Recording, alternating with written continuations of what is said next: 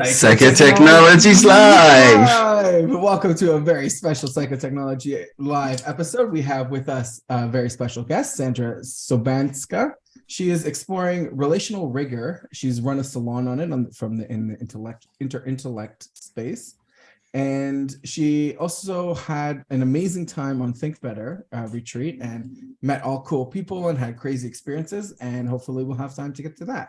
So first, relational rigor. So Sandra, for you, this is like a little bit of a coming out party where you're sharing with the world what it is that you're interested in and exploring. And, you know, in honor of that, I got a balloon here. So if you're listening, everyone should know there is a balloon here.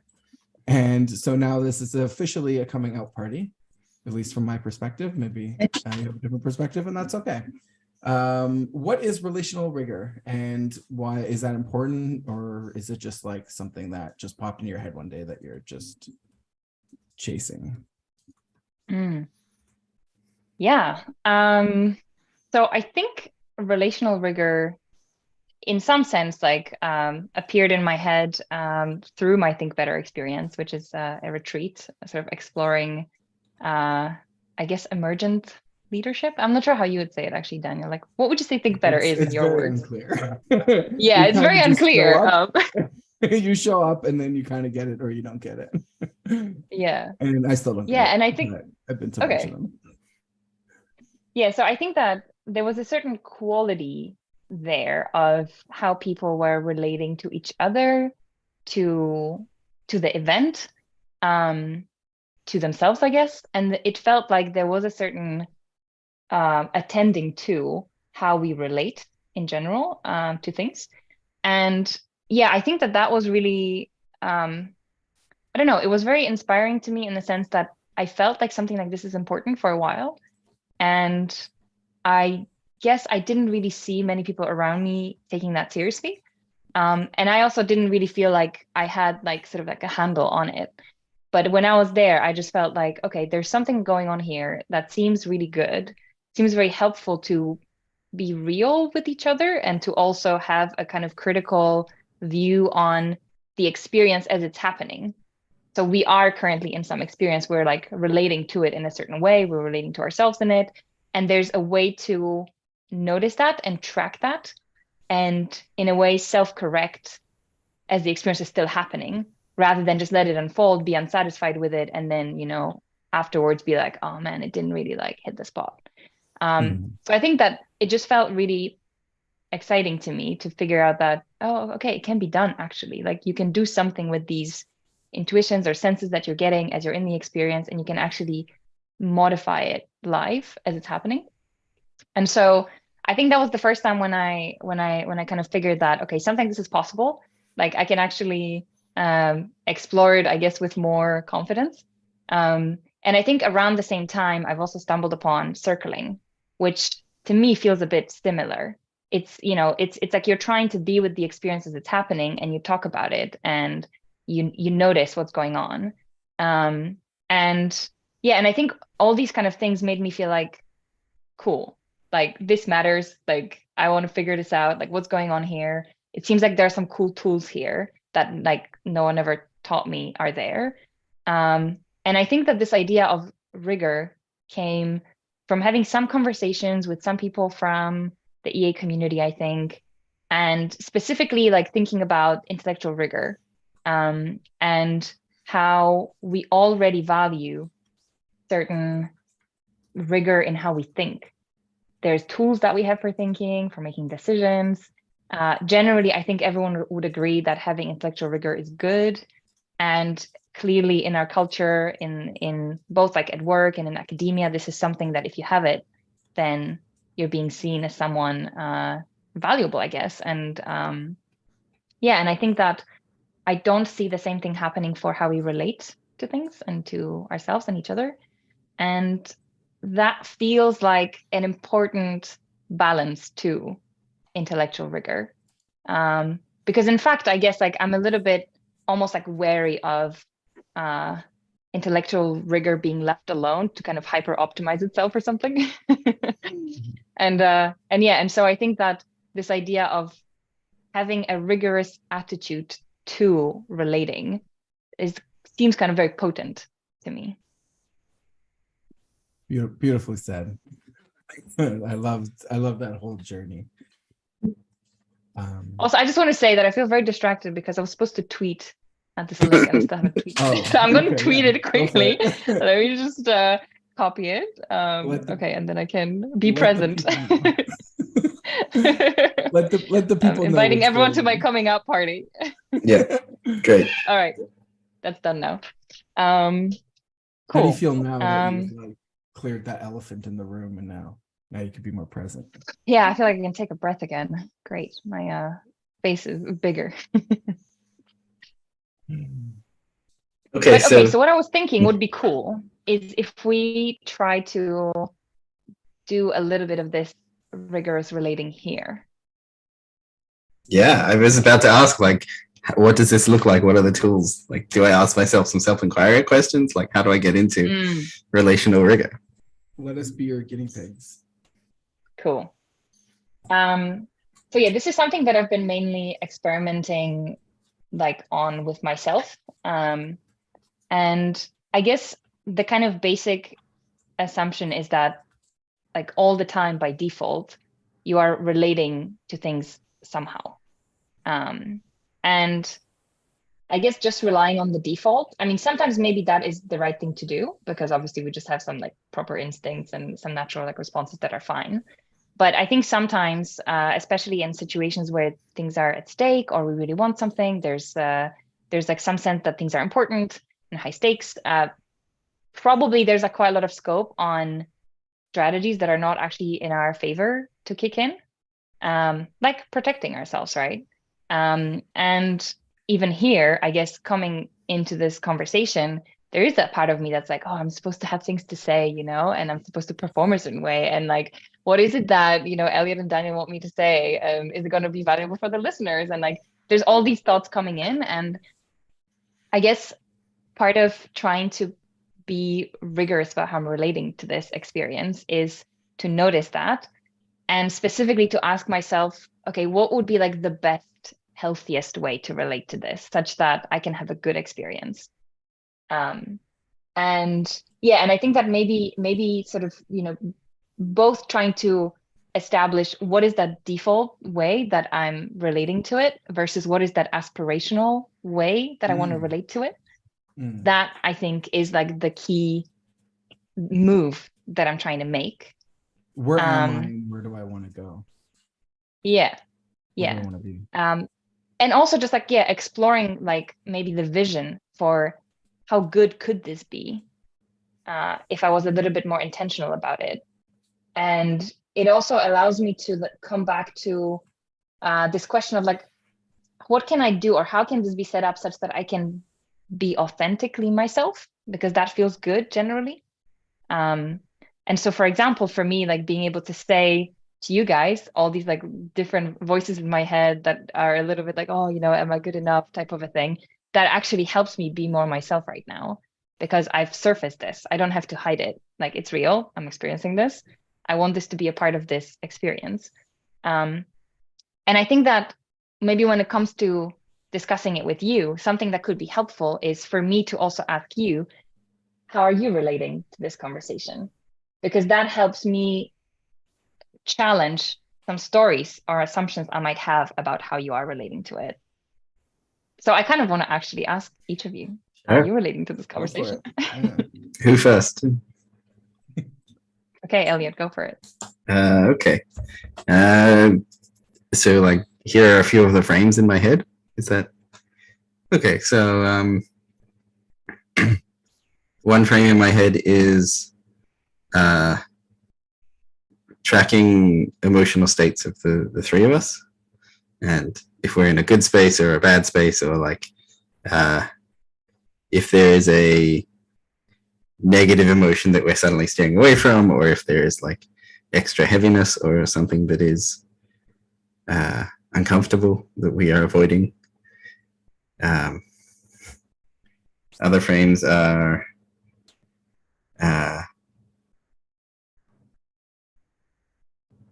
what's that one? I'm trying to describe some are we going into the depths as a question that I hold. Um, that's two. I'm going to pass to Daniel and like figure out what the other ones I have are. Yeah, so it's more like you're kind of wanting me to share what I'm like, my salience landscape, kind of like what I'm most aware of in this moment. That's interesting. So maybe I can give like a kind of like a fake answer.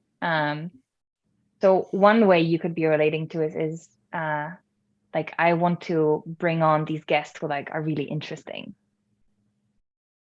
That's like a way that you're relating to it, right? Like you want to bring something interesting forward. I think maybe what you said, Elliot, is also interesting to me, because what I'm kind of reading there, and correct me if I'm wrong, but like it matters to you that these conversations are somehow deep or real. Yep. I also saw the both myself and Daniel gave like a pre-frame frame. Like I repeated the question of like, oh, you want to know my frames? And Daniel repeated like, oh, what's my salient landscape? Like, we're not actually, like, oh, these are foreign frames. we're not actually answering your question. We're answering our own version of your question, both of us separately. Importantly, that's like a really big piece of information about where each of us are at and how we are experiencing you, right? Yes. Like experienced psychotechnologians who have been answering many questions and understand that, you know, it's about taking out of someone else's frame into our own and then like confirming that we're on the right track or something. Yeah, for me, a lot of it's like a fist bumping. It's like touching frames to see, like, because like you're having your frame and you're expressing it, and then that lands in a certain way for me. So I'm like reflecting that energy back at you and seeing, like, is this like what we're doing, like this like push pull dance that we're doing, which I guess is now the answer to your question. Like, is this dance that we're doing, like, are we on the same page? Are we seeing each other's moves? Are we seeing ourselves and each other in similar ways? And then like for me, a big fear is that I'm gonna make a move and then like you're gonna get like offended or something, and then that's gonna get subtext, and then we're not gonna be able to access it, and then like the whole episode is just gonna be like you mad at me like secretly and not able to talk about it. So yeah, a lot of, like, for me, I think the beginnings of the episodes are always like just trying to do some basic moves and just like kind of acknowledge like what's happening and like us being on the same page. And then as we go through it, kind of like, then we can like do some real dances and take some real risks and stuff. I also see a very interesting piece of this equation showing up, which is that back in my old rationality land, there is a jargon. There was a way to talk about things. And then evolving out of that into therapy, meditation, and post-rationality land is that realizing everyone has their own language. And that makes it surprising that I can still understand where another post-rationalist person is at when they talk in their own wisdom tradition through their own roots. And I'm talking in mine through my own roots. And we understand each other even though we're coming from different places, which is exciting. We kind of got like, suddenly we're in 3 different traditions, but we are cross-pollinating by being here alive in our own traditions, which is pretty cool. Yeah, real-time mimetic mediation. Yeah, so that's interesting, right? Because I feel like by asking you guys this question, even if it was in my frame, like I'm learning something about what you care about, or what wants to happen here, or like what would ideally happen here. And I'm guessing that's why you're putting these episodes up in the first place, because you care about something, right? Like you want to have deep, real conversations. You want to, maybe, Daniel, I'm thinking you want sort of like a dance of different frames and somehow for them to coexist together and not necessarily one frame to win. And hearing about this, I'm like, okay, great. Like that makes me relax a little bit, because perhaps if I don't have this information, there's more scope for me to create some stories about what you want or maybe what you expect. And that might make me anxious, or that might make me a little bit more protective, because I'm not exactly sure what is being expected. Yeah, or you start like playing out stories that aren't real, and then you wind up having this relationship that like, and it could happen also on our end, and then we wind up having this relationship that like neither of us want to be in, or we're like projecting things about the other person. And so I definitely see like what you mean by rigor, like when you start talking there, I felt like, oh, that's like intellectual rigor, but it's like it's about the relationship. It's not necessarily about, philosophy or something. Mm. Yeah, and I think that's something cool that can happen as well is the moment we start to share information like we just did, we could also set some intentions for this conversation, right? So for example, like you could say, oh, when I notice that like, I am afraid that I offended you and I'm not sure, I'm going to call it out and then we can talk about it to confirm. Because like if that's the case, like let's resolve that so we can actually have the conversation that we want to have. Mm-hmm. Yeah, I would like that as an intention. If someone gets like offended by the other person or upset in a way that, or at least even if like they're carrying something for a while through the conversation, I think for me, I think like the intention would be to create this space where that could be voiced or brought into the middle, and then it doesn't have to be one person carrying this thing the whole time. We could be in this together. I'm seeing something of a quality of against relational rigor. Like one of the reasons I need relational rigor, I need to like know where you're at, is if I don't trust you. Right? I don't think that you're gonna like see me in positive light, and so I'm like, how are you seeing me? Or I don't trust you to manage your own experience, and so I need to develop a level of relational rigor so that I feel safe and so that I feel I can trust you, because, or at least as much as you say you're like seeing me in this frame or whatever. Like, how does relational rigor go with trust? I also see the other side of like, with some experience in relational rigor, suddenly I'll start building trust of people. Yeah. Wow. Okay. So that's interesting because I think this gets a little bit of why this feels so important for me, because I just think that both personally in myself, and I think also in a lot of people and interactions that I'm a part of at work and in life, I think I just constantly have this sense of like missed opportunity for real connection. And I think that this probably is in some sense related to our culture. I don't know how we grow up, how we've been hurt in certain ways, right? And then we just develop these protective strategies that sort of become the default, and we just like put up with stuff. And it just, I don't know. I'm just maybe a thought that I had once was that me exploring this whole relational rigor is just like a big coping mechanism because I think I need it.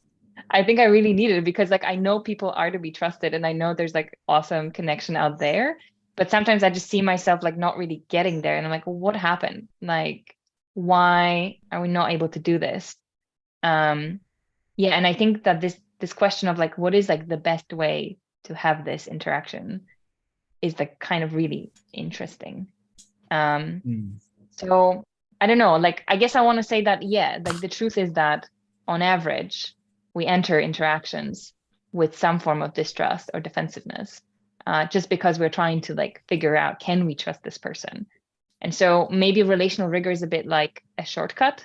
Maybe I feel like circling is a bit like a shortcut as well, to like, okay, let's just get this out the way, like let's name it, and then can we like really be here? I'm curious if you have a sense of like who shouldn't be practicing relational rigor. Like if you already over intellectualize, you don't need another practice pointing you in the same direction. Or maybe you really do because suddenly you're starting to see you're over intellectualizing.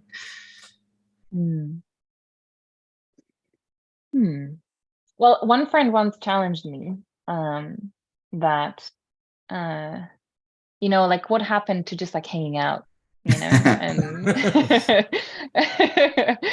and and I don't know if I have a great answer actually, because I think for me it has just primarily been helpful so far. But I guess, like, I don't know, like maybe it's a bit of a tangent, but I think there are certain times, certain contexts, or maybe certain relationships where you can't really afford to make those moves. Because the other person is just like in a very different ontology or something. And it might actually feel too confronting to like name things that are obviously here, even though we're trying to not notice them. And so I think that yeah, like there's the sense of like, can this relationship afford this exchange? Or would it actually make things worse? And maybe like, would I be too vulnerable given what the other person can receive, like healthily? So that's what I've been thinking about. That maybe sometimes, even though I feel capable of bringing that level, of noticing forward, the other person might just find it very foreign, very threatening. This is where you need the phrase, "I don't think you can handle it." Which is the bomb that like maybe the other person can't handle even hearing that bomb. Yeah. I don't know if that answers your question, but yeah, that's kind of where.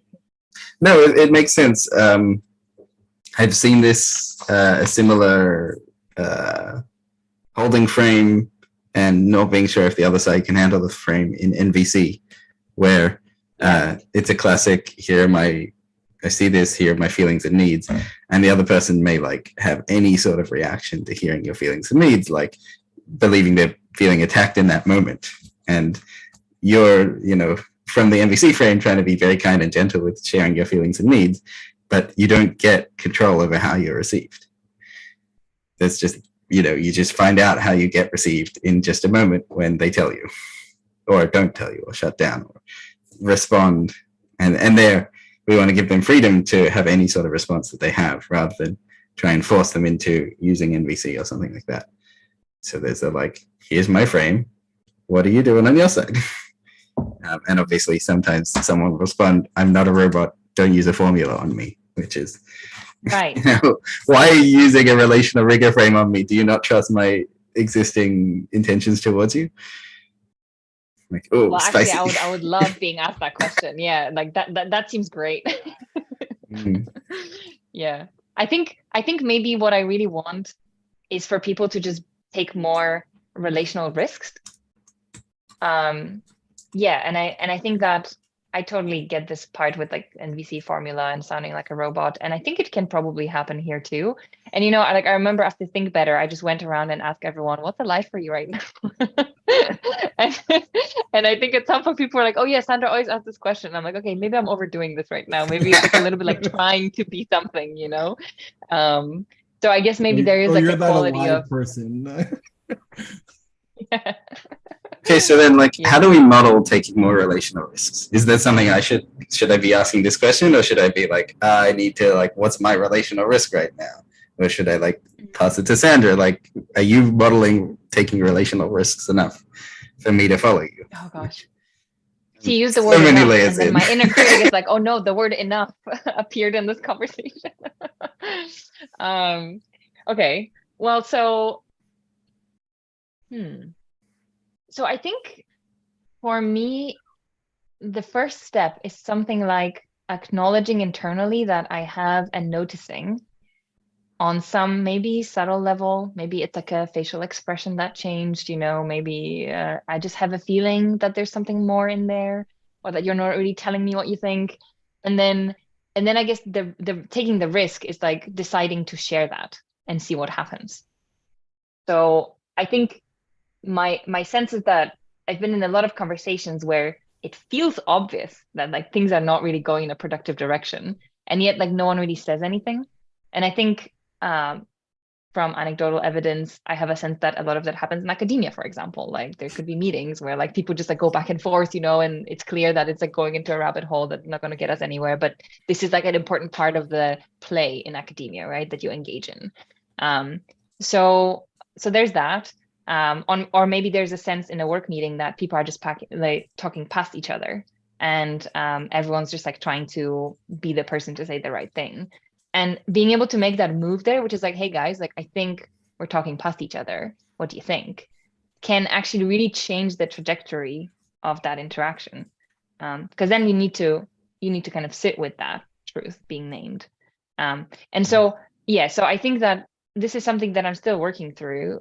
Even the other day, I was hosting a conversation between two friends, and I guess I did have a couple of times when I was like, oh yeah, are they trying to put each other too much into separate boxes? Or maybe this person doesn't feel as confident to share everything that they're feeling right now. But I guess there's some courage needed, or some conviction needed to step in and say, hey, I think this is happening. So I think for me, like one challenge has just been like being more accepting of my own noticings and not doubting them. On the other hand, right, there's also time and place for everything. So having some sort of discernment around like when is a good time, is this a good relationship, like is this actually going to be helpful? I guess is the other side of that. So that feels like step one. Step one is a noticing. Just noticing and then deciding what to do about the noticing, but in like maybe I want to say in a kind of like a conscious way. So I'm not just going to like put it aside. I'm going to actively choose, yes, it is correct to share it, or it is incorrect to share it, but I'm not gaslighting myself about what I'm seeing. Mm-hmm. That's interesting. I think I'm like watching my internal process as we go here. I think I have a noticing, and then I have a well-trained positive response to noticing good thing, noticing a bad thing, noticing anything. I'm like, oh, interesting, and all of those have like a positive upward inflection, like whatever I'm noticing. And so first I notice, and then I have interesting, like a positive upward inflection, and then I decide whether or not to say something, like well and truly. But I'm like keeping myself in this upward inflection in response to all sorts of experiences that I'm traveling through, living through. Yeah. And I remember actually, this is something that you do, Elliot, like when we were doing some IFS, like you would just be like, oh, something happened for you there, right? And I think it must have been just purely based on like some slight change in my face or something. And I think that is like a great example of that, actually, just being like, oh yeah, like something's there. What is it? And that helps to draw it out as well. I mean, I can tell you, my hunch is it's more like it's a body sensation. So I'm noticing the sensations in my body when maybe I'm asking you like, what does the part feel? And then like suddenly we connect to the thing and it goes like, and then the feeling moves. And so it like appears in my body when a thing moves in you. And so I'm like, oh, it moved. Even though you may not have said it moved, I like picked it up because it was kind of showing up in my body too. And so then there's a like noticing anything in my experience, my body, my awareness, my all sorts of things, and then being like, interesting. This is what just happened. Yeah. And I kind of wonder, maybe I'm just thinking about it now. I don't know how universal having these noticings is. Is it something you can train? Is it maybe just something that like more highly sensitive people have more of that than other people? Like, is that even, like, I think I'm not exactly sure, like it sounds so woo, right? When you say like, oh, I can feel people's energies. Like, so it's kind of hard to talk about this, but like, it seems true that like, there's some people who can feel that more and they can like do something with it. And maybe some people who feel it less. And I'm not exactly sure if it's like your wiring or is it just something you can train by getting more attuned to it over time? In my experience, it's a skill. It can be trained. Some people will find it easier than others, but anyone has access to a huge range of more sensitivity and more noticing than they are living in before they've trained it. Yeah, I think that seems true to me. This applies to like, there's a whole bucket of like psychics, like clairvoyance, clairaudience, like people who seem to, I heard a story of someone who could say, pick a number between 0 and 1 billion, and they could tell you what your number was. And I'm like, oh, that's cool. I want that party trick. It's totally only a party trick, but I want that party trick, So yeah, I don't see that as superhuman. I see that as a well-trained attention skill. And like, I can go further into it. Like, if you're in a room, if you're at work and you're in a room and an anxious person walks in, right? What do we know about the anxious person? That probably means that their heart rate is quite high, that they might be breathing in a certain pattern. You may not have even noticed that they've walked in the room, but you might notice some of that happening in your body. Like suddenly there's like a heartbeat that's moving. Suddenly there's like a rushing and looking around very quickly. Like you may notice that before you realize the cause. Like we're kind of wired to have poor boundaries between us and other people. And in that sense, like with some practice noticing, you can notice how other people are feeling by noticing what's going on in you. Doesn't feel like a foreign skill. Yeah. And in fact, like hearing this brings up quite a lot for me, because I've been like, actually, I think maybe it was even with you, Elliot, when you suggested once that maybe stuff that I'm feeling is not mine. Maybe I'm feeling other people's stuff, you know? And I was like, this is revolutionary. And yeah, and I think that I've been really thinking about it again recently, because I was doing some Alexander technique workshops, and I was just noticing, like, even in the setting when we're just playing with contracted and open state, right? How much someone next to me contracting, even on purpose, can just make me contract as well. And I was like, oh, this is insane. So like, this must be going on all the time, especially that we are constantly in environments where people don't even think about it. They just like do it, and they like pour their like nervous system dysregulation onto you, basically. And that actually made me really impacted. I was like, oh no, like, how do I protect myself from this? Well, that's an interesting line. The question, how do I protect myself, implies relationally, in a like relational rigor sense, right, I need protecting. And there's something to protect, and there's something that I can't tolerate if I am boundaryless and receive from another person their some sort of nervous system state. And then there's like an implied label of like, that's a bad, I don't want to feel the other person's anxiety bad. Unless you have a better rigor frame where you're like, oh, there's a lot of energy that just entered the room. I wonder where it's going. That's like, totally. I much prefer be in that frame than in the like, oh no, not that anxious person in the room again. Yes. So that's the thing, right? Because you can say that this is like, here, like the question of how to best relate to someone else's anxiety in the room. Like, what would be the best way to relate to that? And maybe an important thing that, or what seems important to me here, is self-trust. Because if I trust myself that if I need to, I will set my boundaries with people, then I don't have to protect all the time by default, right? But if I don't trust myself that I can protect my boundaries, then by default, my response is like, I'm always a no, I'm always a little bit out.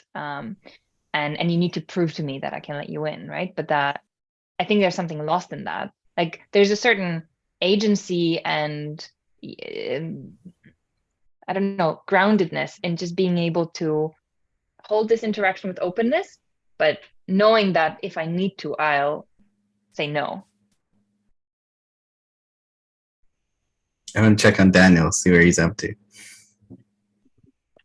Yeah, no, it's practicing relational rigor. Yeah, thank you, Elliot. It's very nice. The last thing you said, I think, was I was like inside that and like processing it.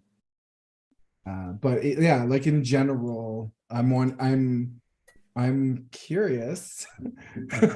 I'm curious if we would like to move into like a more like talking about the intellectual rigor and like and maybe like look at the container that we're in versus like the sort of relationality that I think was going on before. And so I'd like to feel into it and hear what other people have to say. My honest answer is that I'm not sure if I'm fully following. Okay. That was a bit weird. It's okay. It's okay. So we're still in the mimetic. I'm seeing this as we're still in the mimetic translation. Yeah, I just like to go back earlier, the point you were saying about like noticing what's happening and then like bringing that out at least in front of yourself and then making choices around how to act like that, like how you want to act in relation to that. It seems like very reminiscent of like the meditation path, where like a lot of the time you're just sitting and at least like the way I've done it, it's you're just sitting and then noticing and like watching all the things that are happening, and then then you gotta like make choices around it, or you can continue watching, or whatever it is that you want to do. But like to me, like a big part of that meditation is like noticing the stories that you're in, or the environments that are going on, and like not getting caught up in it unless you choose to be. And it seems like that's like very similar to like what you're saying, where except instead of like, let's say your inner experience, it's like your outer experience, like your interpersonal versus interpersonal. Yeah, I think what this is bringing up is that, I mean, I'm sure that, you know, meditative practice and or maybe circling, like all of this is kind of like feeding into, I guess, my notion of this relational rigor, because I think that there's like clear overlap in the move that you can make. I think the thing that I like about relational rigor is that it's quite punchy. And it's something I can imagine like bringing up when I talk to the rationalist or at work, you know, and if I bring up meditation, people are just generally a little bit skeptical. And I think that it seems important if we want the intellectual culture, let's call it, to like look more at relational stuff. Like we need to find language that resonates with them. Like we need an in just on the layer of the language and how we talk about these things. And, you know, I mean, I don't know. I feel like now I feel pretty comfortable around very woo stuff. But I definitely wasn't when I sort of entered upon this journey. And I think that I would have been put off by some stuff that I'm exploring now back then. So I'm just asking myself, okay, like if I was to talk to someone who's less open to this, but I think can clearly benefit from attending a little bit more to that layer. Because I think in the end we all want more connection and, you know, feel seen, feel held, and accepted. Yeah, like I want to, like if I'm with someone, then I'm like, okay, like I'm currently living my life with you, right? Doesn't mean I'm going to go home with you, but like in this moment we're here together. And so like, there's a certain amount of like respect for ourselves and for each other, of like trying to, you know, be as in truth and, you know, the way and all that stuff as we can. And I think that's, and I think that's like lost a lot. And like there's that question that I really like, for example, like what is actually happening here, or like what is this about, or what wants to happen here, right? Like there's so much potential between the two of us, like but I think often maybe there's a feeling like we don't have like a very methodical or like intentional way of exploring that potential. System approach. Like a systemic approach to like being with people. It's kind of just we're just hanging out and like whatever happens, and then a lot of stuff happens and we can't talk about it and don't know what to do. And I think that often, this is just my sense, but I have a feeling that when good connection happens, we like really like it and we like can tell that something good happened, but it feels a little bit like out of our control or like accidental, or like, oh, here it happened, and then next time I met with this person it just didn't happen. And I guess like I would want to ask myself, okay, like what was happening inside of you, what was happening inside of them, like what was happening in the environment that enabled that good connection, and like how was the other interaction different such that it didn't happen, and then can we learn from this? It's like like it like this is like kind of true for anything in life. Like if you eat a piece of fruit and you're like, this fruit was amazing, like you're gonna go like, okay, like where did this come from, how do I get more of it? You know, maybe if you're a farmer, you're like, what are the conditions of the growth and the seasons and all the things I think are going to affect it. And like that, we're not really doing that with relationships. Like I think there are some professionals that would do that, like psychologists, mental health professionals, where they set up everything nicely. And then like comedians would also, or like comedians or entertainers in general, they're going to like look at all the factors that are going on to make people have a good time, or to like create the atmosphere that they want. But like for us, just in regular life, just like, oh, I want to be friends with someone and like get to know them, like it's it's almost like cringe a little to like try too hard. You don't want to try, we don't want to appear to be trying too hard. Like cool people don't try to figure out what's going on. Just you know, earlier Sandra was like, whatever happened to hanging out? Well, like the thing about hanging out is if you're a cool dude who can just chill and hang out, then like you're winning. But clearly to get there requires some other, like we all looked at people chilling and hanging out being like, why do they get to be so calm and hanging out, and I have to like overthink all these things? This is my like old rationality frame of like, I'm just an overthinker, and then I went and found all the other overthinkers and hung out with them for once, so it was fine. Yeah. Yeah, and actually, like, I do think about it because, then I go down the rabbit hole of like, oh my God, am I just like so close that I really need this so much or something? But yeah, but I just don't think that that's, from my experience so far, I don't think I'm alone in this. And there's some like real forces we don't really understand that are somehow preventing real connection. And I don't know, we have this whole mental health like epidemics happening. And I do feel like a lot of that is because we don't have strong communities and people who we can feel really comfortable with living with us or around us. And so given like how important that seems to be, I think we should be giving a little bit more thought to how we're relating than what we're currently doing. So I have a question, and I've been holding this question since you first said relational rigor. Okay, great. Recently in my life, we're doing it. This is one that I've been like saving up. So in my life, I realized that I'm actually very good at people now. I've like spent many years meditating and relating and circling and doing all of these various practices. Now I'm really good, and I can kind of make friends with anyone. And I'm coming to terms with the fact that I actually don't want to. Like I can, in fact, meet someone that I haven't seen in 5 or 10 years and like immediately like click quite well with them and have a good time and be interested in what they're interested in. But I'm also like, do I want to do this? Do I want to be their friend? Like, what do I, and I'm sitting on the confusion of what do I actually want out of relating? And then also, is it on my side? Is it on their side? Do I want connection? Do I want like information out of them? Like what do I want out of my connections?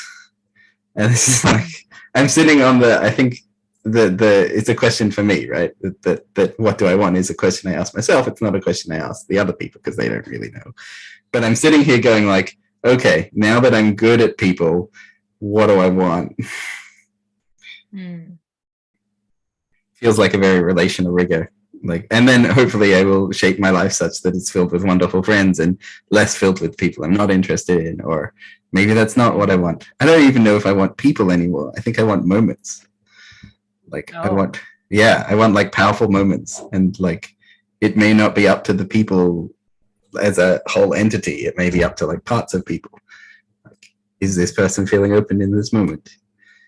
Are they showing up with the parts of themselves that are vulnerable and powerful? Like, I'm not even sure what I want. Yeah. I mean, I'm curious if you're seeing any patterns in terms of like who you notice, oh, and do I even want this? Versus people who are like, oh no, I obviously want this. There seem to be a handful of qualities along the lines of like curious, open, present, patient. One I picked up recently was I want people to be like self-sustainingly happy. So if they are, that brings me a good quality of, I want more of those people in my life. Mm-hmm. But then I'm like, okay, is self-sustainingly happy a quality that I can imbue in people around me all the time? Like can I switch my lens of relational rigor into like seeing how they are in fact self-sustainably happy, even though in this moment they may be sad? Like, wow, they're powerfully going into their sadness emotion so that they can manage their self-sustainable happiness. Like, oh, can I put on that lens such that my friend, whoever I'm talking to that is my friend, will always have the quality that I want in them? Like layers and layers of stuff relating. Exactly. It seems like a very juicy one because there's both like, oh yeah, how are you relating to their sadness, right? And also, how are you relating to this part of you that only wants people to be happy? So it feels like there's those and probably more things to relate to well in this problem. Right. It seems like self-sustainably happy is only one of the many things I want in a person. So willingness to access their own emotions may compete with self-sustainably happy. Like I like people who are willing to get vulnerable. Yes. Yeah, and I think it's really cool because like I also noticed that, and maybe for context, I don't know if that's because I was raised this way or not, but there's this idea of like being well liked and being generally pleasant and people, and being a person that like doesn't antagonize people. So that's definitely been something that's been holding me back from being myself in interactions with people. And and I think the more I allow myself to just be the way I am actually with people more fully, the more I guess I get feedback, like who's kind of interested in that, right? Who really wants me to be my full self with them because they find that interesting and it adds flavor to their life, versus who wants me to be a certain way because that makes them feel good. So in some sense, like in that process, there is development of some sort of standards that I have towards how I want to relate with people and what type of people, help me on this path that I seem to have taken to more realness, to more authenticity. And I guess that seems like a good outcome to be like quite selective, right? Like actually, like I have the agency now to get the connection that I want. So why don't I just go get it instead of just get connection everywhere, because I don't know if I'm going to get the connection that I want in the end. Yeah, I'm thinking of it as a like high quality problem. I'm not having the like, oh, I have no friends problem. I'm having the like, oh no, too many friends. Like I'm happy with this problem and also like having to navigate it. It is interesting. Like it does seem like there's stage development to this as well, where it's kind of like maybe you're starting with like, I don't even know what connection is. You're like, I want connection. Then you're like, I can actually like try to do it, and then you start getting good at it, and then you're like, I can actually get it regularly, and now I can start being discerning on who or in what circumstances that I create that connection. Yeah, my sense is I'm at a place of like I can do the connection, but also it's not as genuine as something else that may occasionally be disconnection. Yeah. Like me and my fullness includes some disconnection at times. That could be scary or uncomfortable for both of us. Like, oh, okay. Yeah. Yeah. But that just like sounds really, really good. Like being able to get to a place where like, okay, actually I'm okay with the fact that what this relationship needs is some disconnection, and being able to like be with that. That feels like next level.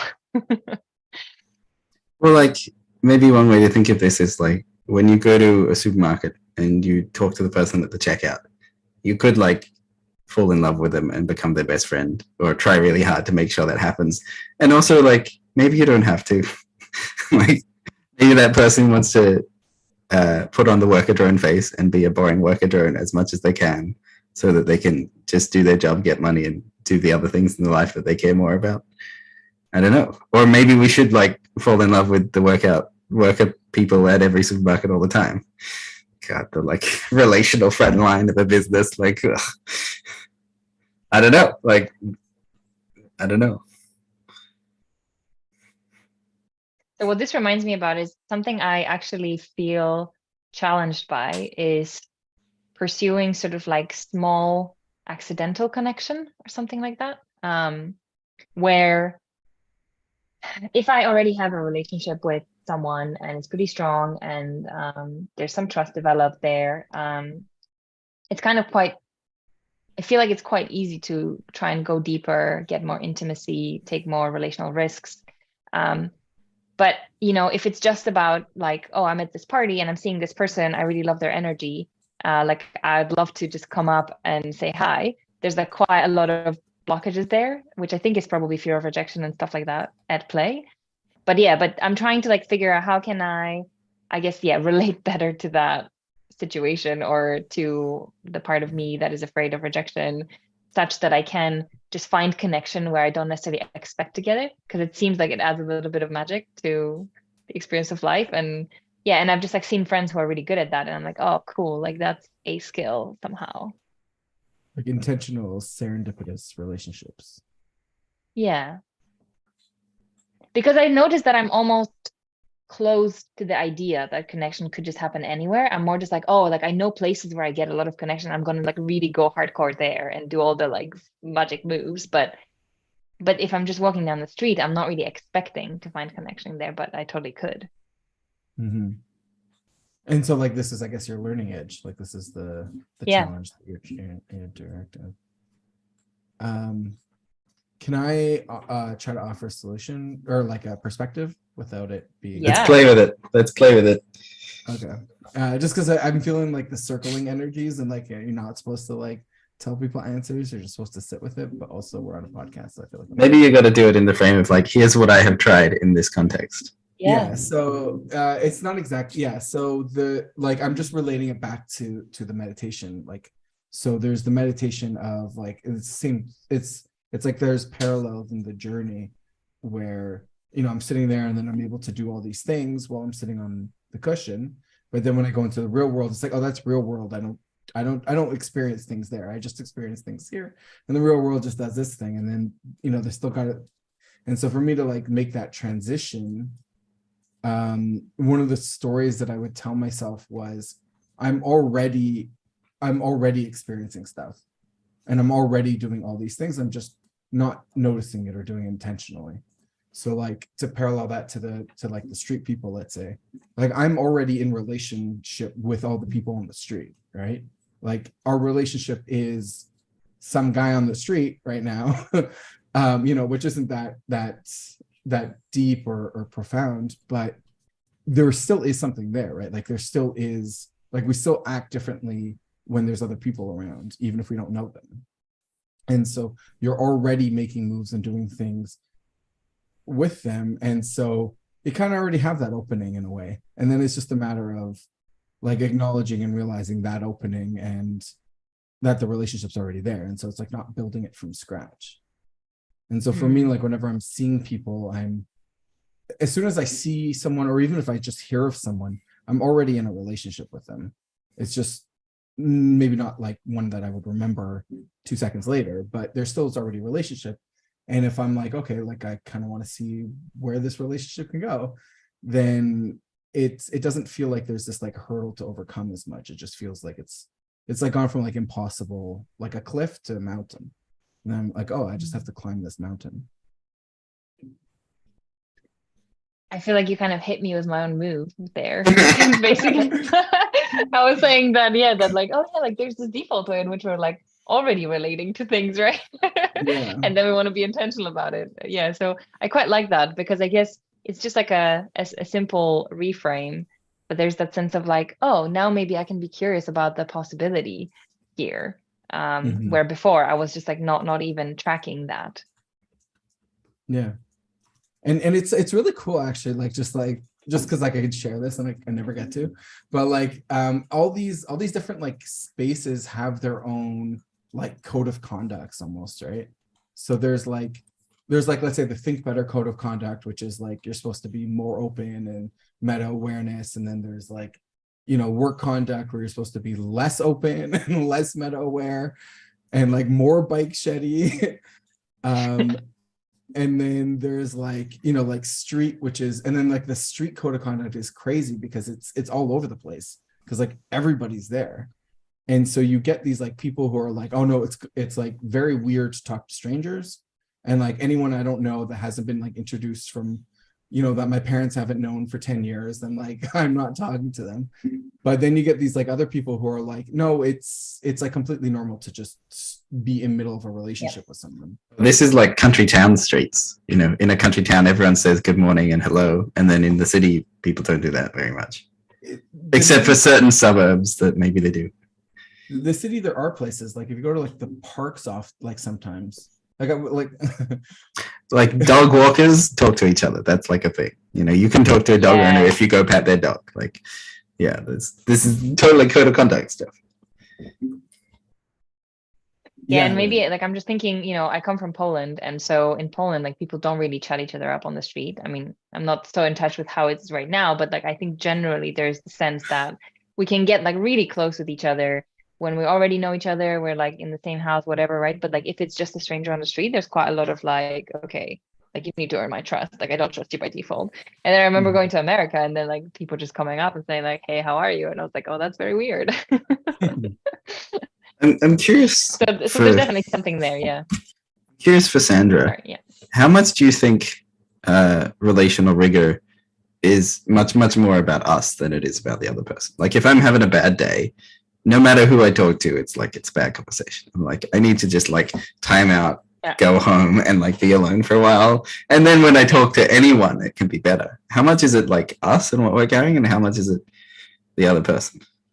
Well, this is a great question because I've also been thinking about this, and maybe something actually that comes up here that I think could be interesting to mention is like trying to do this relational rigor stuff and noticing and naming things that are going on. Like it just actually also brings up a lot of stuff.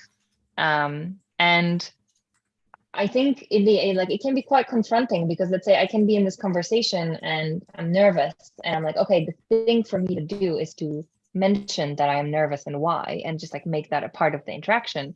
And then in saying that, I'm like, oh wow, this like really exposes my pattern, my socially anxious pattern. And I'm like, oh man, I feel like too seen right now. And the craziest, and the craziest thing is that the moment it's named, it just disappears. Then I'm fine. I'm like, okay, now I've named it, like I'm free of it now. But in some sense, you need to go through this like almost mini humiliation or something to just like get free from it. And so I've had this like a number of times now that basically like a move to like name what's going on was all I needed to be more free in the interaction. So it's almost, yeah, so it feels like it's kind of all about me in that moment.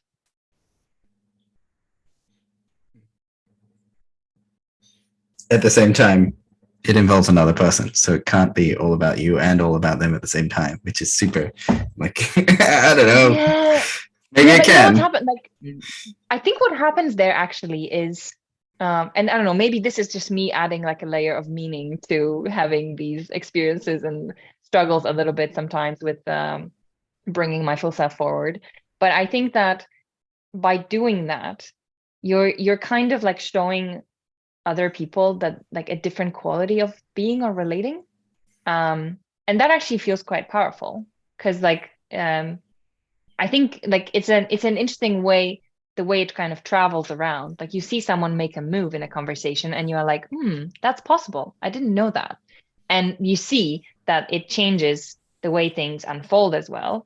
And maybe even you feel like, oh, it took us deeper or it resolved things faster. And I think that, yeah, it can be really cool to just like see people make those moves and then you suddenly have a new vision for relating. And so I think that the way I also like to think about it sometimes is I would almost like for there to be more like relational leaders, such that like, people who kind of take that path of like trying new things and giving people a vision of how things could be like. Yes. I like this. I'm into this. Relational leaders. I want to be a relational leader. Let's do it. Yeah. The badge. I have this like group I hang out with and I'm like constantly trying to do this and they're like, well, so like what is it you're trying to do? I'm like, I don't know how to explain any of this. You gotta just like do this stuff and then you'll kind of understand it after. But this is like a really good like phrase or like a I don't know what exactly it is. Like it's like really like pointing to the thing. It's like relational leader. Like, yeah, okay, so I'm gonna like take on that relational leader status for a little bit and we're going to like set up something and then like we're going to relate to each other in this way for a while. Yeah, which is like a kind of like what we're doing with like the podcast, right? Like we're like Ellie and I were doing that before. We're like, okay, here's all these things that we do, and like we're kind of like setting up that frame where we're like, okay, this is how we're going to relate to each other for the next hour and a half. Yeah, I feel like something I want for myself and also for other people is freedom relationally. Like I am free, I can do whatever I like, and you are free, you can do whatever you like. Is that like something I can relational leader? Can I lead with freedom and then other people feel free? Or like okay, I really like this one because I think that sometimes I think being a relational leader means that you recognize the other person will in fact not exercise their freedom with you. And I do think that you need to take responsibility for helping them take that freedom, because if you don't, and you being more skillful and powerful, you might actually get into some like murky territory of manipulation and frame control, and it will just like end up feeling bad because you kind of assumed that they will exercise the freedoms that you feel like you have, but they don't have those freedoms, right?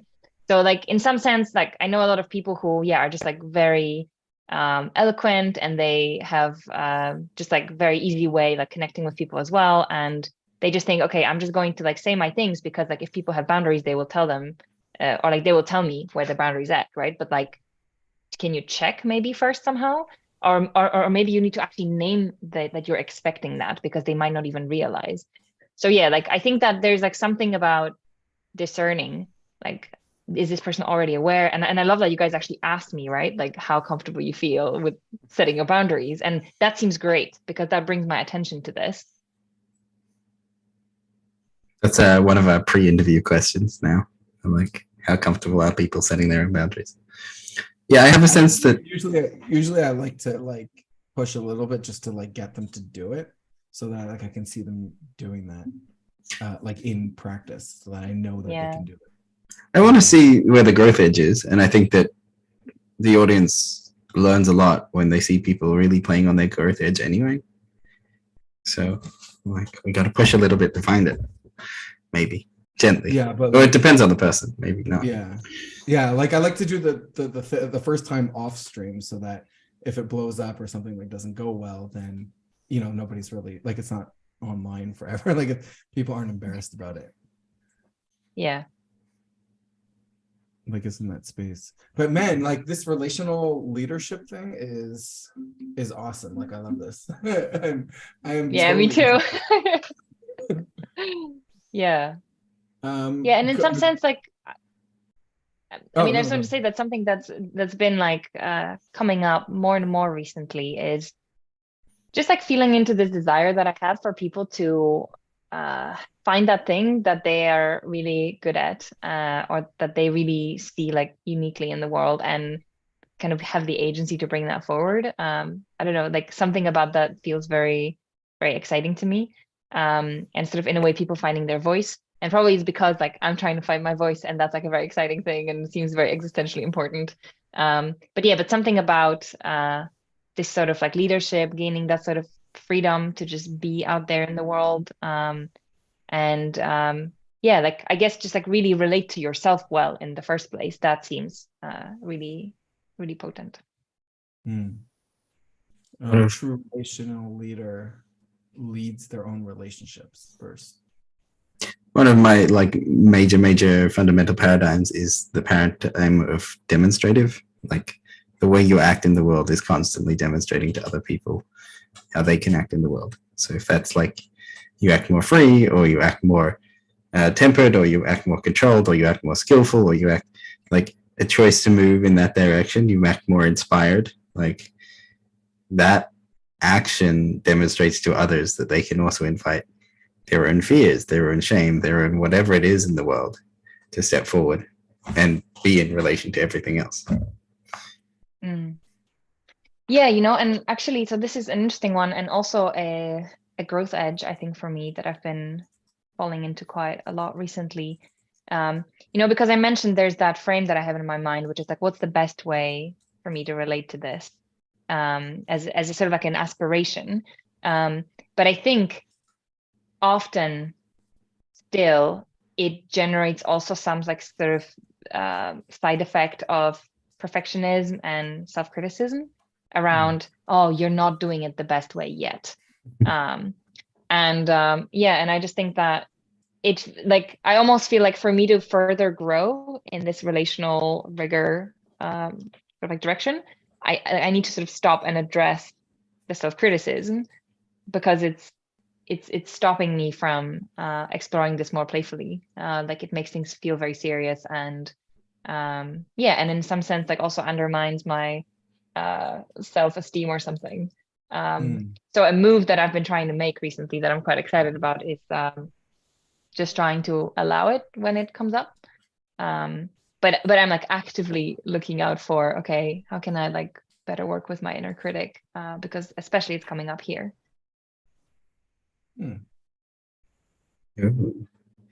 Like playing with the inner critic.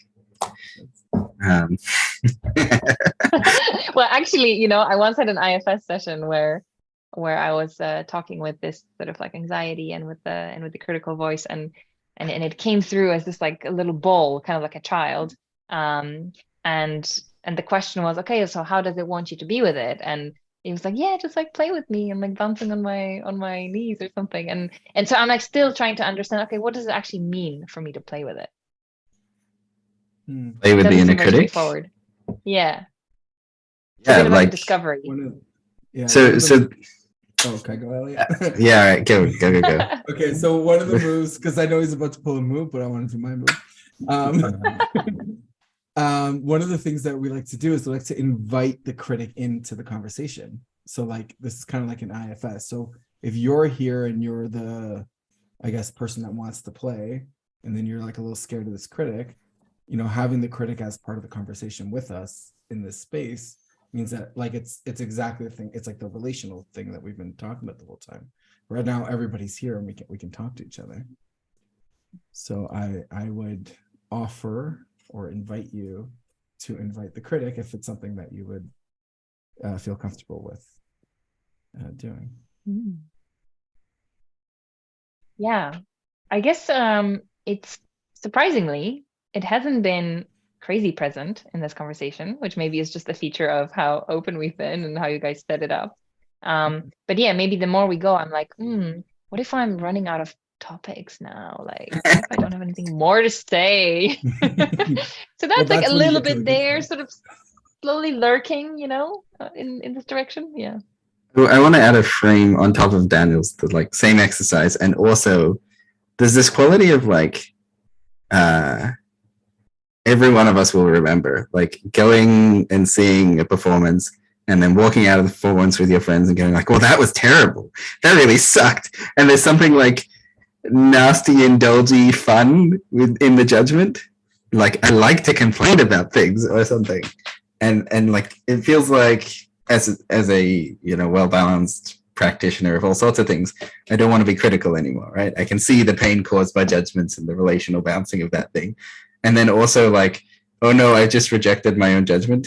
Like, oh, I need to like embrace and play with like being nastily judgmental for like no particular reason. Like, oh, did you hear that voice? It was terrible. And then they hit that note and then there was like a squeak thing and like, oh, you know, like there's some joy in that relational nastiness if we can play in it, if we can feel free to feel nasty a bit. And like, oh my God, did you hear what he did? He broke up with her. Oh my God. Like we're sharing some judgment and we're having joy from sharing the judgment, and playing with it feels like leaning into the like judgy thing. Like, oh my God, Elliot keeps cutting everyone else off. Can you believe what he said? We can play with it, hopefully. Like, is there more of those playful ones? I think that feels a little bit like existential kink like method. Oh, like yes. Really, yeah, like really getting the pleasure out of this voice. I did just read that book a week ago, so yeah, it's excellent. Yeah.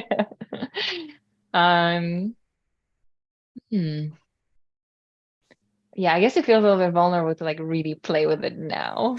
So maybe that's me setting my boundary. Yeah, that's right.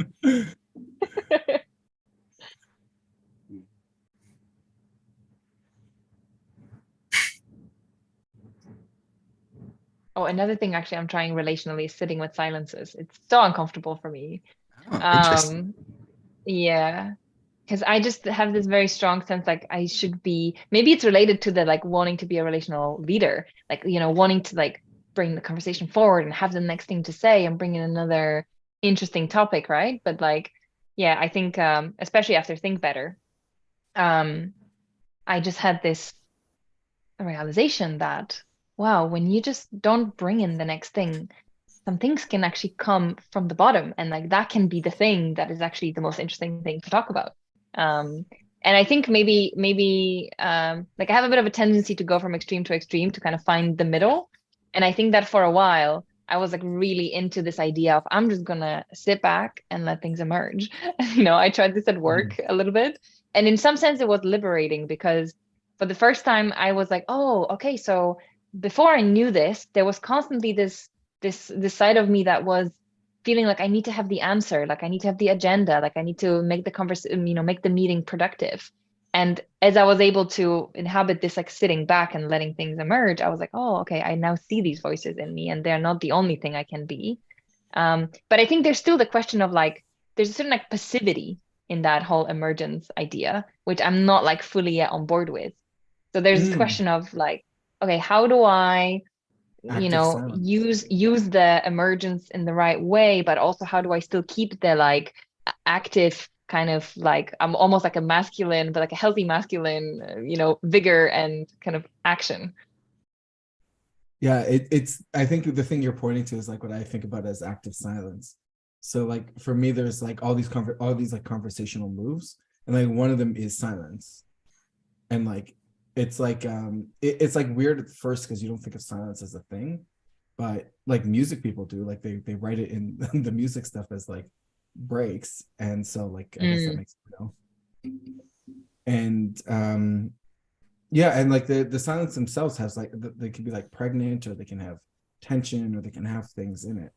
And so like even sometimes, like even during this conversation, I'm like, oh, I have things I want to say, and then we hit the silence, and I'm like, I could just jump in and say it, but I'm like, no, the silence feels more important than the thing that I was going to say. And so like just kind of like sitting with that doesn't really, I'm not really intending to answer your question. I'm just sort of like relating. Yeah.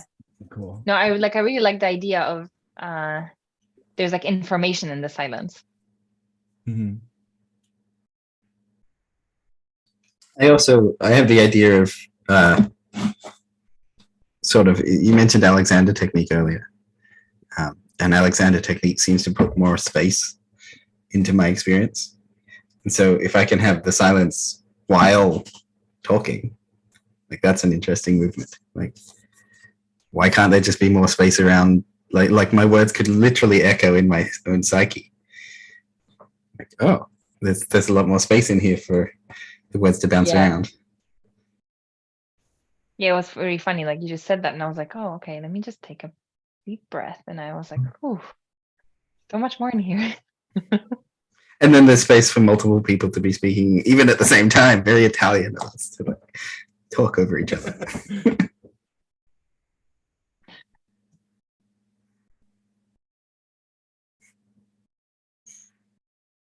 So one thing that I've been thinking about is like how to take this relational rigor outside of just how I'm relating to myself and how I'm relating to the person in front of me. Is there, space for this in bigger world context, in, for example, work? That's like a very, tangible example that I've been thinking about.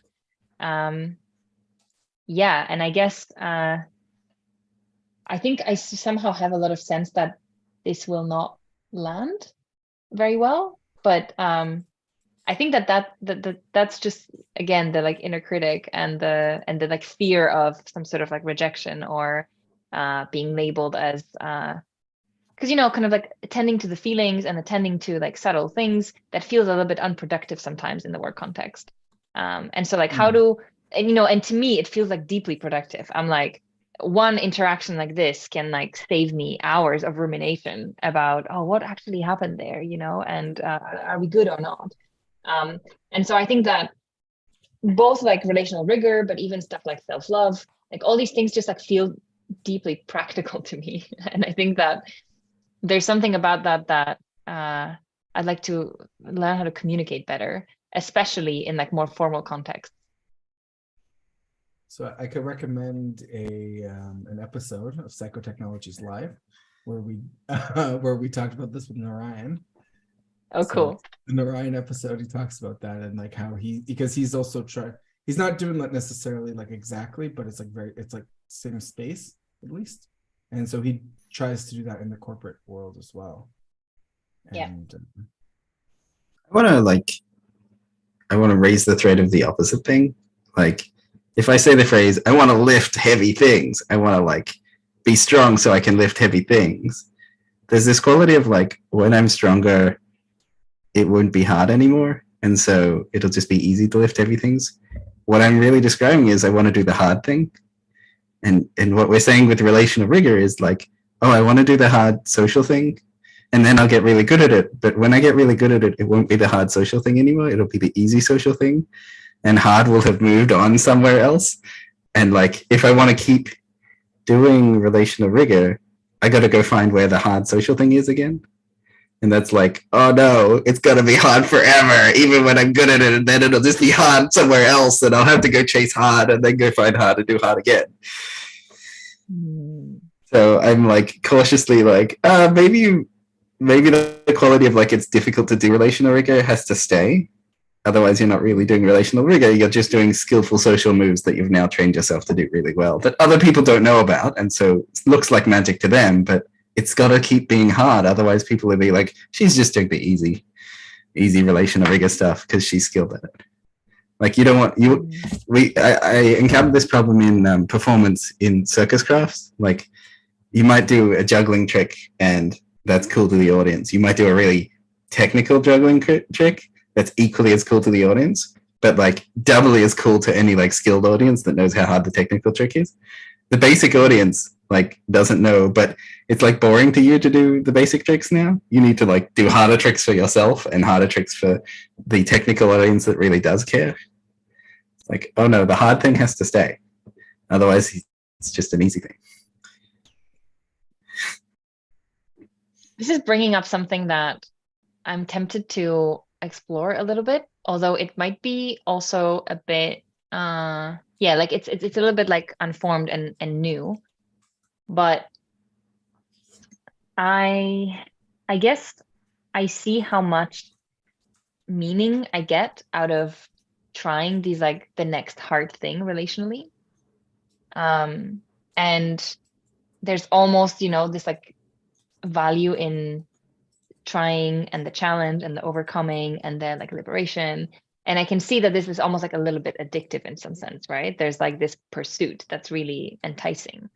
And maybe something that I would like to like see more is like, can it be also bad in some ways? Or maybe can it take me to places where like I'm not even seeing that maybe the problem is with the other person. I'm just like really trying to like strain my relational muscles and do the good job, but I'm like not as equally open to acknowledge that, wow, maybe they're just really not doing the work and I should just distance myself from them. So I guess maybe seems like I'm noticing that pattern, so that's good. But it just really seems like, yeah, that there's something about like really being into the relational rigor stuff that maybe also like requires a little bit of thinking of like, okay, what do I expect from other people like in the interaction, and like will I be able to notice, or would I always make it my problem to solve because there's always the next hard thing to figure out? One question I'm asking with the like, is it my problem, is the like, it making it my problem empowers me. Like, if it's my problem, I can do something about it. If it's not my problem, then it's just like, it's the them problem. They're having a bad day and that's on them. But I also can't do anything about it. I'm just stuck with their bad day and I can leave, but it's like an empowering frame to make it my problem. And also maybe being disempowered is a fascinating experience that I need to have sometimes, and feeling powerless is important. So I'm with you on the like the both sides of the like, is it my problem or not? Yeah.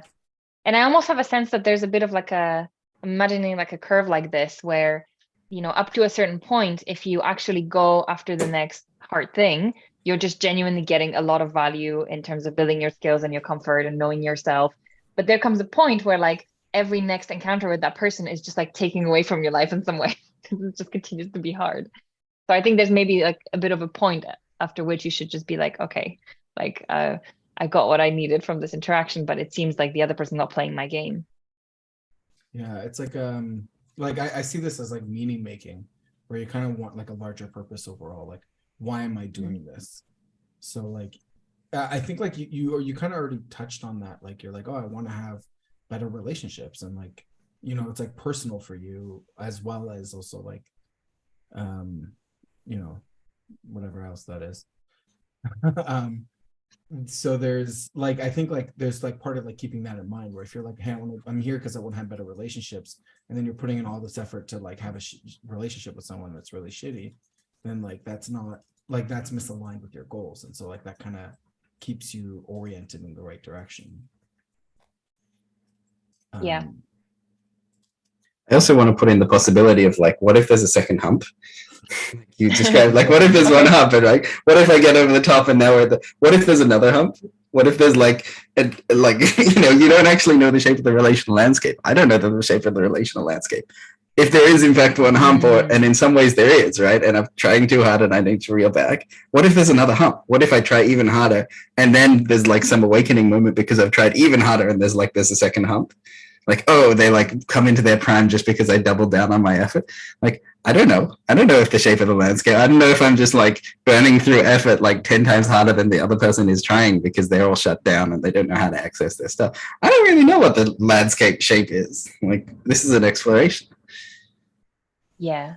I really like that, because I think I can think of several like relationships where the right thing to do when things started going downhill, right, is like acknowledge that distance, maybe gain a little bit more, I don't know, agency or self-awareness, and you can like sort of return to the relationship, and then you can go through the like another hump again. We don't really know. This is a discovery of relational landscape. Yeah. We need relational cartographers to map this. Okay, I like relational leaders now, relational cartographers. We got roles.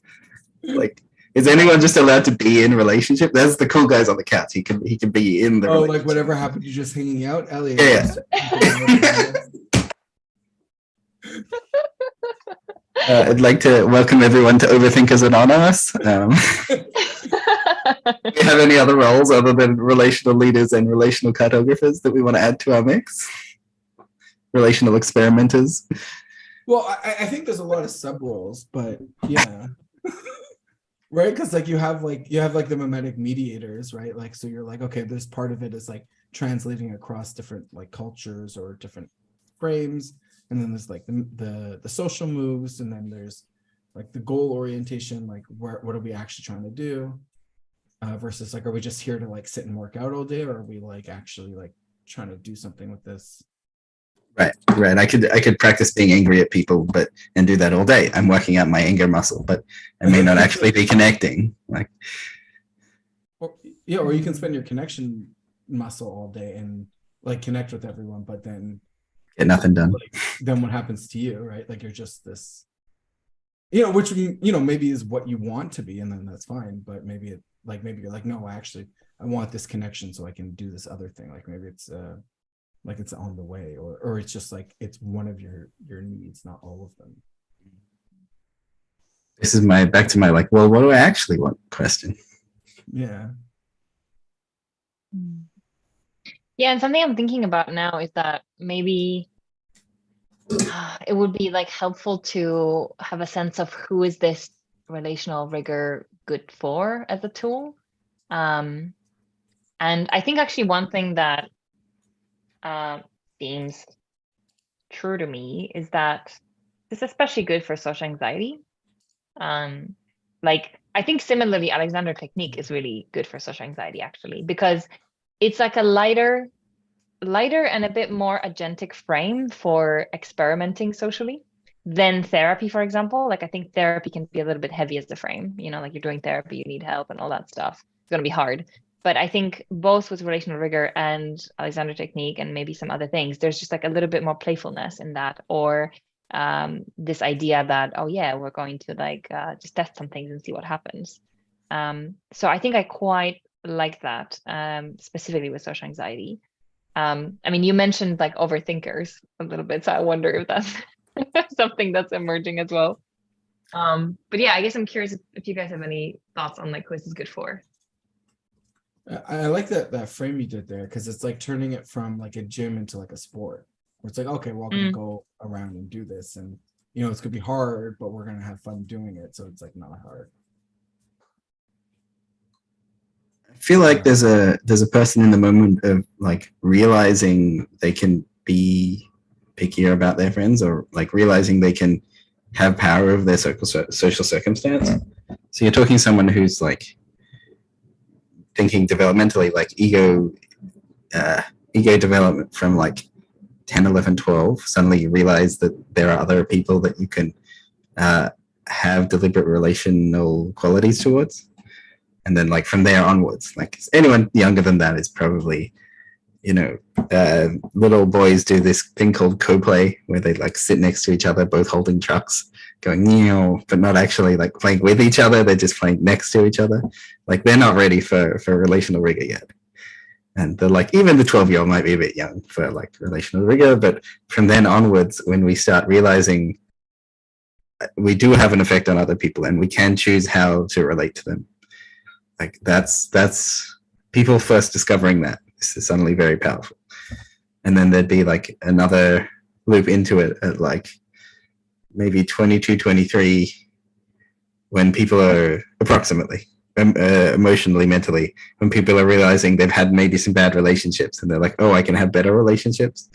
Like, but there are some tools that I need to understand, like there. And then maybe another one at like 35 when you're like, well, what do I really want in life? I want really like heartfelt community connections. Like, okay, there's another one. There's probably another one, 10 years and 10 years and 10 years.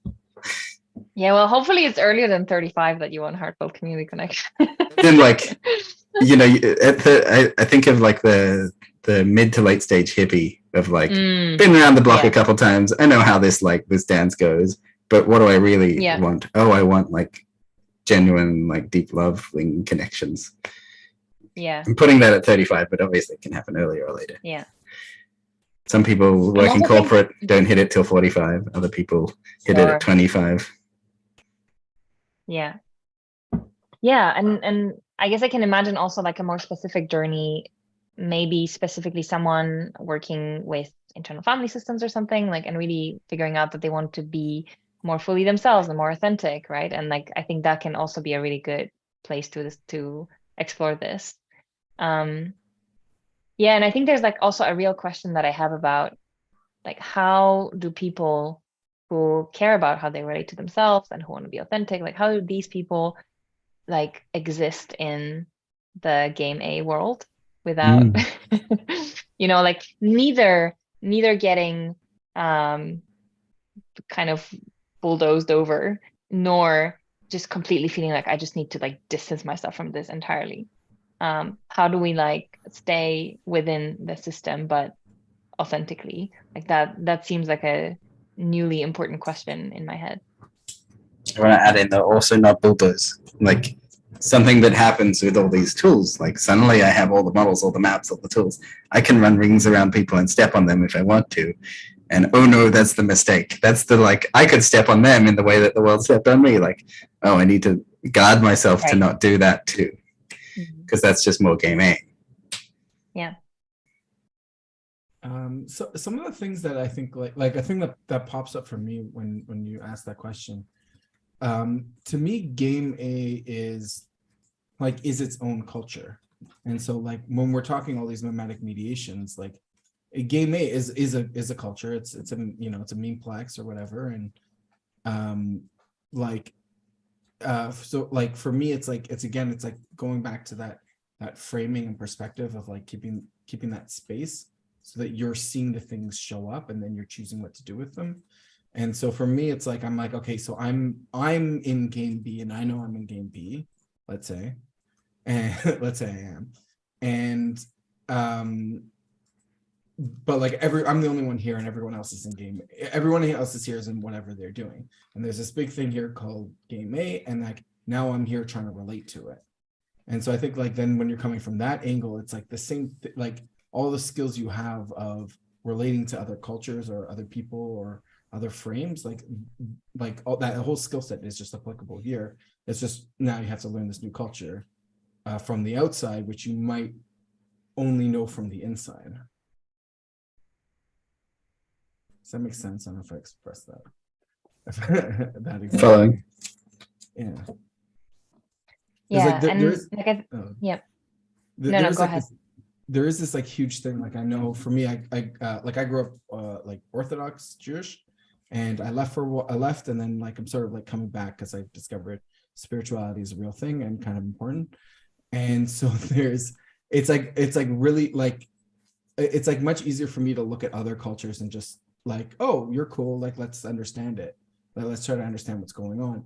But then to come back to my culture, it's like, am I an insider, am I an outsider? It's like I'm kind of both.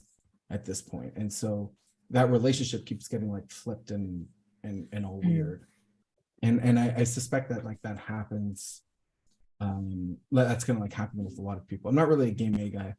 I didn't know it existed until until the game B people showed up. Yeah. But it does But explain that's a the lot. problem, isn't it? Like I think the problem is that we don't really imagine like what could like balance, or like what could there be other than what we know. And I guess, I don't know, like something that you mentioned reminded me that you can either feel or like relate to the system as like a system oppressing you, right? Or you can be like, oh, here's the system, like how does it work, like how could it work, like how could it shift, right? And so Right. like the moment you step into the curiosity, you are like immediately more agentic about it. Right. And then all the stuff we were talking about, then that comes into play, and then that gets to keep you into game B. And in theory, it should make you better at game A as well, right? I So if think you're so. like we talked earlier, you said like you're willing to like something about like you're willing to be in riskier situations if you're confident that you can defend your own boundaries. Yes. And so it's the same thing, like you can walk into that lion stand of game A. If you know how to defend your boundaries, then you're pretty safe. You're like much safer. Yeah. And then everyone Yeah. thinks that you're confident and in charge. Yeah. And you know, I think maybe the thing that feels important here is perhaps for people trying to play the game in between, right? Like there's something about also having like a separate space, which is more game B like, where you have other people who care about the same thing that can like help you process what's happening in this game A interaction that you're having, such that you know that you can come into the interaction with the system that could be oppressive, but you know that like you have options, right? So you can like step into it with this acknowledgement, like, okay, like here's one system, there's like more, like I'm not, like I'm not somehow dependent on it to survive, but like I can be curious about it, I can play with it, I can like figure out, is there a way to like make some moves that would actually make things better. But yeah, it does seem important to feel like there's options for me, like that's not the only thing that's in Right. there. Right. The options thing is so important to like to relate to anything well. Like if you're in any relationship and you have no Yeah. options, like there's no leverage, you're just at the mercy of whatever is going on. And Yeah, and I think that's why I think better was so important for me to sort of kind of bring it all the way back, because yeah, it gave me the sense of like, oh yeah, there's this like other culture or this other space where I could play. Like that seems like I'm suddenly like more resourced and there's some options. Interesting. That's like an interesting take, because the Narayan is like really into that. Like he's really into like we started as a rational organization, but it's like, okay, like let's get in all these different groups into the same place and then relate to each other. And like this, like I don't know ever how to explain any of it, so I just say like, oh, it's like eclectic or something. But like I really like your frame and like your perspective on this, where you're like coming in and like I guess like one of the big things that are happening for you is that you're able to see all these other different games you could be playing and all these other different groups and communities and ways to live life. And you're saying, oh, I'm not stuck here. I have lots of choices, and like that's opening and exciting and like playful, and it's good to be alive. Yeah,